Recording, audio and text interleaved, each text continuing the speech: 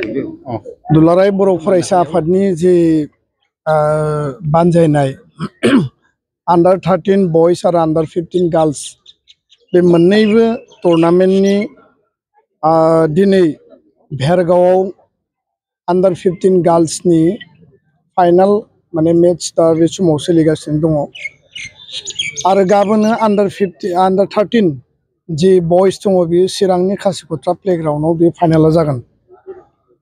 बड'फानि जी सिमां गेरेमसा माहारि दानाय बर' माहारिखौ मुलुग दरबाराव गायसननांगौनि थाखाय सोलोंथाइजों लोगोसे रांखान्थि समाजखान्थि आरो गेलेनाय जोंनि हारिमु बायदिसिना बिथिंनि गेजेरजों जों गासै बिथिंजों जौगानायनि मोनसे थांखि आरो उद्देश्यखौ लानानै दुलाराय बर' फरायसा आफादा हाबा मावदों आरो बे बड'फा गोजोरथियारि सोलायनाय मावथांखिनिनो मोनसे गुबै आयदा हिसाबै नैबे फुटबल टुर्नामेंटखौ जोङो खुंफुंदों।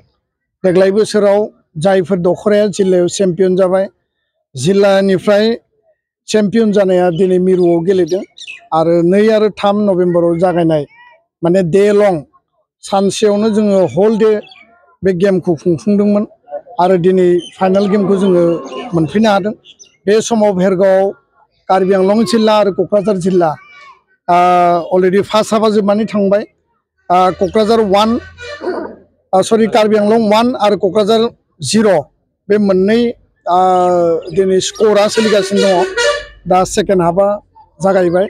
जों मिजिंथिदों जे दुलाराय बर' माहारिनि जिउ जारिमिनाव बा लामा हान्थिनायाव जोंनि यां जेनेरेशनखौ जोंनि यां टेलेन्टफोरखौ साफा साफा प्रफेशनेल प्लेयार जेरै दुर्गा बर' हलिचरन नार्जारी अपुर्णा बर' बिथांमोन बायदि जों प्लेयार आरोबाव जोङो सृष्टि खालामनायनि जे जोंनि मुल गुबै उद्देश्य आरो नेशनेल लेभेलाव स्टेट लेभेलाव इंटरनेशनल लेभेलाव जोङो गोबां प्लेयार्स दिहुननानै बिथांमोननि स्पर्ट्सनि गेजेरजों केरियार दानाय स्पर्ट्सनि गेजेरजों गावनि जिउखौ माने दैदेनलांनाय आरो बर' माहारियाव स्पर्ट्स पार्सनेलिटिनि जि संख्या बियो जाहाथे जोबनो रोङै ओंखारो बे मोनसे मटिवेशन आरो दिनै बे गेमनि गेजेरजों गोबां दिनै उइमेन जि माने फुटबल बा हिन्जावसाफोरनि जि फुटबल बेयाव एनकारेजमेन्ट मोनदों। मिजिंथिदों इयुनाव जोङो बिथांमोनखौ डिस्ट्रिक्ट स्टेट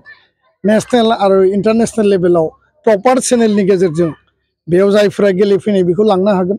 खारन नोंथांमोना मिथिगौ बड'फा एफसि थांनाय बोसोराव जोङो अंडर 13 नि थाखाय खालामदोंमोन आरो बिथांमोना स्टेट गेलेदों स्टेटनिफ्राय दा आई लीगआव नेशनेल लेभेलाव गेलेगोन आरो बेखाय एबसुनि जे हाबा मावनाय जेब्लायबो जों सिस्टेमेटिक डिसिप्लिन आरो प्रपार बेबस्थानि गेजेरजों खालामदों आरो बे गेलेनायनि गेजेरजों समाज बेरेखा ड्राग्स जौ जुवा बायदिनि जि मोनसे स्ल'गान बे स्ल'गानखौबो जों लाफादों।